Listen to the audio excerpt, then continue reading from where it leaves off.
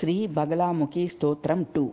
अस्य श्री बगलामुखी महामंत्रस्य नारदो भगवान् ऋषिः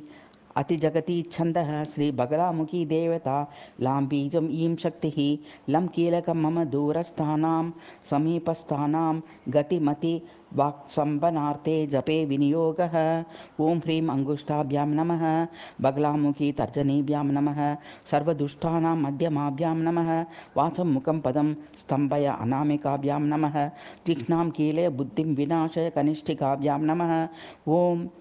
ह्रीं ओं स्वाहा करतलकर पृष्ठाभ्यां नमः। ओं ह्रीं हृदयाय नमः, बगालमुखी शिरसे स्वाहा, सर्वदुष्टानां शिखायै वशत्, वाचं मुखं पदं स्तंभय कवचाहुं, जिह्नां कीले बुद्धिं विनाशय नेत्रत्रयाय वौषट्। ह्रीं ओं स्वाहा अस्राय फट् भूर्भुवस्वरोमेति दिग्बन्धः। ध्यानं पीताम्बरां त्रिनेत्रां च द्विभुजां दहनोज्ज्वलां, शिलापर्वतहस्तां च रिपुकम्पां महोत्कटां, गम्भीरां च मदोन्मत्तां स्वर्णकान्तिसमप्रभां,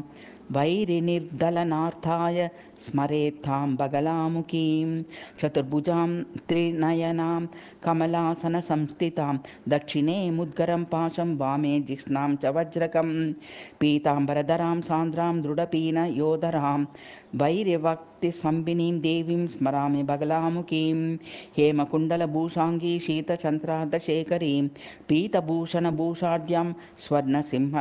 सिंहासने स्थितां, त्रिशूलधारिणीम् अम्बां सर्वसौभाग्यदायिनीं, सर्वशृङ्गारवेषाढ्यां भजेत्तां बगलामुखीं, मध्ये सुधाब्धिमणिमण्टपरत्नवेद्यां, सिंहासनोपरिगितां परिपीतवर्णां, पीताम्बराभरणमाल्याविभूषिताङ्गी देवीं नमामि धृतमुद्गरवैरिजिह्नां, चलत्कनककुण्डलोल्लसितचारु गण्डस्थलां, लसत्कनकचम्पकद्युतिमद्रेन्दुबिम्बाञ्छितां, सदाहितविपक्षकां दलितवैरिजिह्नाचलां नमामि बगलामुखीं धीमतां वाग्मनस्तम्भिनीं, पीयूषोदधिमध्यचारु विलसद्रत्रोज्ज्वले मण्टपे, या सिंहासनमौलिपातितारिपु प्रेतासनाध्यासिनीं, स्वर्णाभां करपीडितारिरशनां भ्राम्यगदां बिभ्रतीं, यस्त्वां पश्यति तस्य यान्ति विलयं सद्यो हि सर्वापदः। देवी त्वच्चारणाम्बुजार्चनकृते यः पीतपुष्पाञ्जलिं मुद्रां वामकरे निधाय च पुनर्मन्त्री मनोज्ञाझरीं, पीठध्यानपरोऽपि कुम्भकवशाद्बीजं स्मरेत् प्रार्थितं, तस्यामित्रजयस्य संसादिमुखस्तम्भो भवेत् तत्क्षणात्। ओं ह्रीं बगलामुखी सर्वदुष्टानां वाचं मुखं पदं स्तम्भय जिह्नां कीलय बुद्धिं विनाशय। ह्रीं ओं स्वाहा। मन्त्रस्थावदयं विपक्षधरणे स्तोत्रं पवित्रं च ते, यन्त्रं वादनियन्त्रिणं त्रिजगतां जैत्रं स चित्रं च तत्, श्रीमातर्बगलेति नाम ललितं यस्यास्ति जन्तोर्मुखे, तन्नामस्मरणेन वाग्भवमुखस्तम्भो भवेत् तत्क्षणात्। दुष्टस्तम्भनमुग्रविघ्नशमनं दारिद्र्यविद्रावणं, बुभुत्सम्भनकारणं मृगदृशां चेतस्माकर्षणं, सौभाग्यैकनिकेतनं मम दृशां कारुण्यपूर्णे क्षणे, मृत्योर्मारणमावीरस्तु पुरतो मातस्त्वदीयं वपुः, सङ्ग्राङ्गे चोरदण्डप्रहरणसमये बन्धने वैरिमध्ये, विद्यावादे विवादे प्रकटितनृपतौ युद्धकाले निशायां, वश्ये च स्तम्भने वा रिपुवधसमये प्राणबाधे रणे वा, गच्छत्तीष्टं त्रिकालं तव पठनमिदं कारये दाशुधीरः, मातर्भञ्जय मद्विपक्षवदनं जिह्नां च सङ्कीलय, ब्राह्मी मुद्रया शुदिशनामङ्गतिं स्तम्भय, शत्रून् चूर्णय चूर्णयाशु गदया गौराङ्गे पीताम्बरे, विघ्नौघं बगले हर प्रतिदिनं कंवु आरि वामे क्षणे, मातैर्भैरवि भद्रकाले विजये वाराहि विश्वाश्रये, श्रीनित्ये बगले महेश समये रामे सुरामे रमे। मे मातङ्गी त्रिपुरे परात्परतरे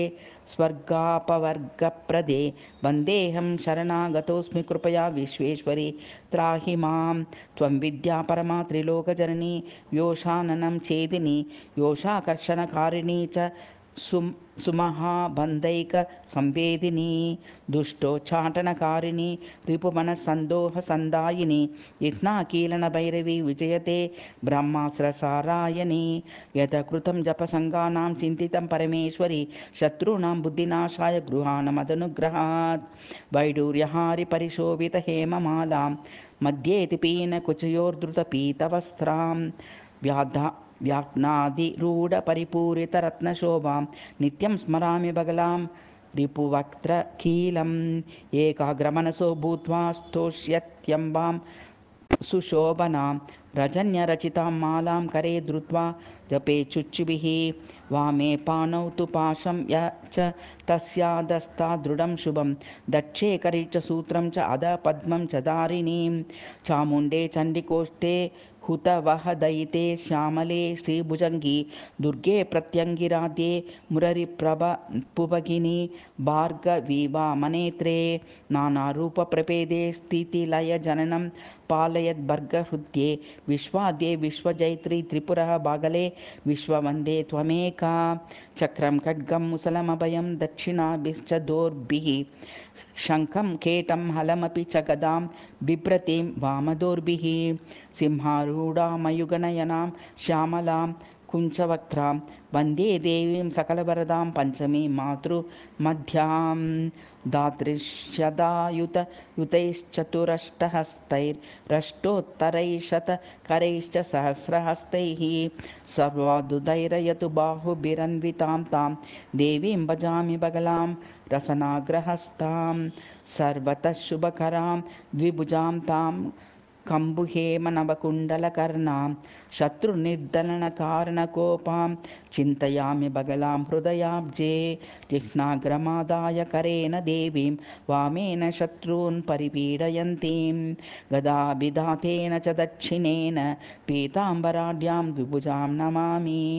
वन्दे वारिजलोचनां वसुकरां पीताम्बराडम्बरां पीताम्बोर्हसंस्थितां त्रिनयनां पीताङ्गरागोज्ज्वलां शब्दब्रह्ममयीं महाकविजयीं त्रैलोक्यसम्मोहिनीं विद्युत्कोटिनिभां प्रसन्नबगलां प्रत्यर्तिवाक्तस्तम्भिनीं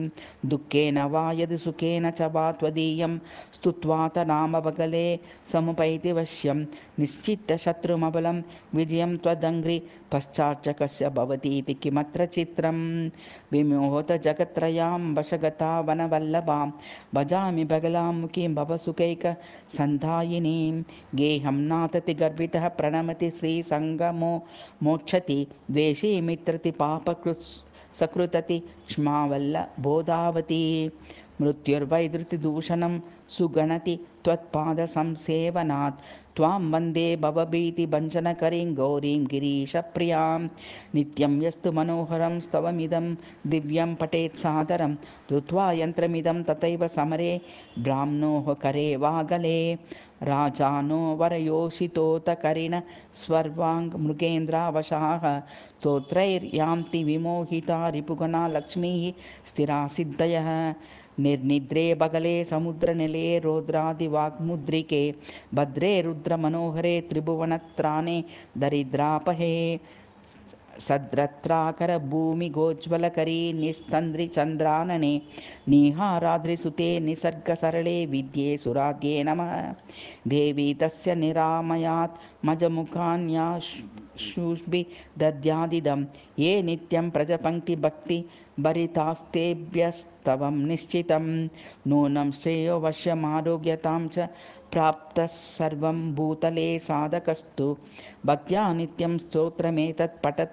पठन् वै विद्यां कीर्ति वंशुवृद्धिं च विन्देत् इति श्रीरुद्रयामाले श्रीबगलामुखी स्तोत्रम्।